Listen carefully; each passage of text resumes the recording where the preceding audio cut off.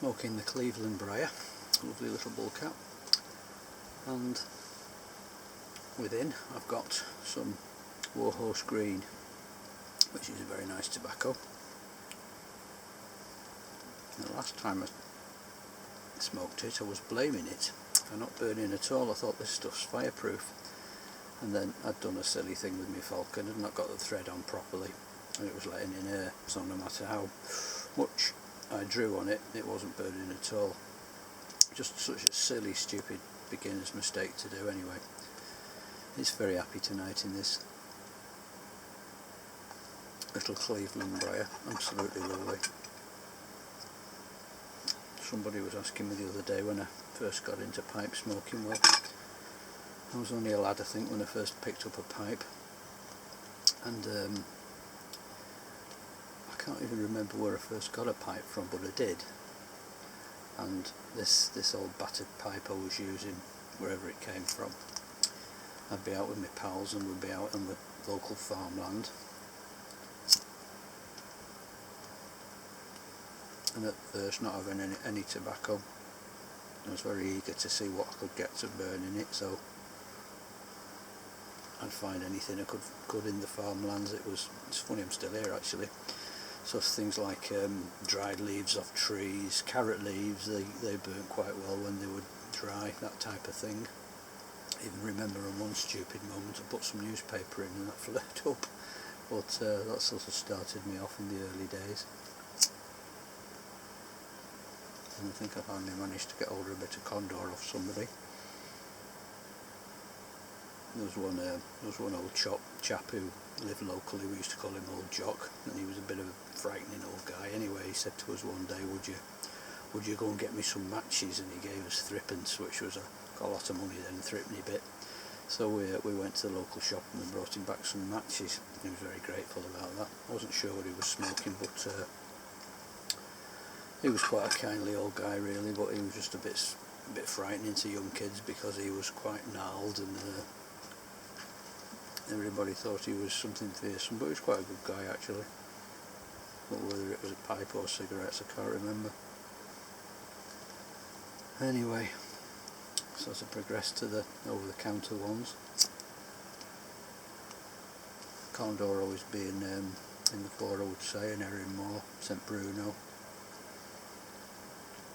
Even tried things like Clan, which I wasn't very keen on. But another thing that somebody asked me was, what do you think the good things about the pipe are? Well, I'd say that these days people tend to be very much, well, not everybody, but a lot of people are health conscious because of the propaganda that they get on the news and in the papers and from the governments about what they should be doing with their lives, and they're all running around eating the 5 fruit and vegetables a day and watching the carbs and everything and the calories. Well, to be honest,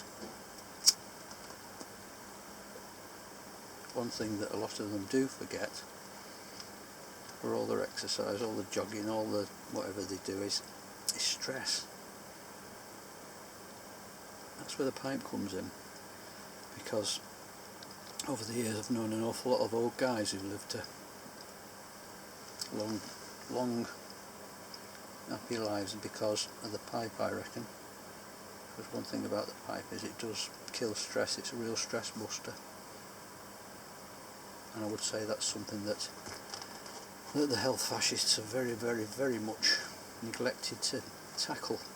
The fact that you've got an instrument here which is incredible for meditative moments, for just taking time out for half an hour and lighting up and just chilling out with, really. I think that is probably its greatest benefit. Although if you look online and other places, you will find that nicotine itself has been used by scientists in medicinal purposes for certain things.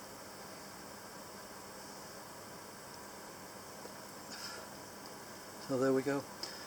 Yeah, I just wish more people would smoke the pipe. I think it'd be a more chilled out world, because at the moment everybody seems to be shooting each other and blowing each other up and enforcing the beliefs on everybody. You know, in some ways it'd be a good idea if they got all the so-called holy books and dispensed with them, said no, we've had enough of that, we've tried it for thousands of years, it's not worked, and we're still firing rockets at each other and bazookas and bombs and whatnot, and one day we might press the button and destroy ourselves, all because we think we're right, they think they're right, and bang, everybody's killing each other. Get a pipe instead. Get a pipe and just use a bit of common sense, I think, you know. It's the Lancashire way.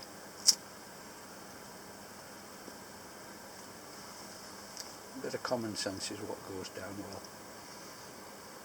Once you try and enforce your views on the rest of the world, it never works. Might work for a while, but eventually some other lot's going to say, no, we're not playing your game, we don't like what you believe in, so we're going to do what we want to do. And it's the same old thing. They used to throw rocks at each other, and then they found bow and arrows and spears and threw them at each other. Nothing's really changed today, it's the same old thing. Today they've just got high-powered weapons that they're shooting at each other. Nothing, just dispense with the radical beliefs everywhere, and i.e. fundamentalism in all its forms. Just light a pipe, chill out and use a bit of common sense. And be prepared to say to the other guy, well yeah, I'll listen to what you say as long as you listen to what I say. And let's talk about things rather than trying to kill each other. It'll be a much nicer world. Anyway, there you go. I've just put the world to right, so that's all you need to do really. There you go. Anyway guys, I've got to go. Hope you're keeping well and keep it smoky.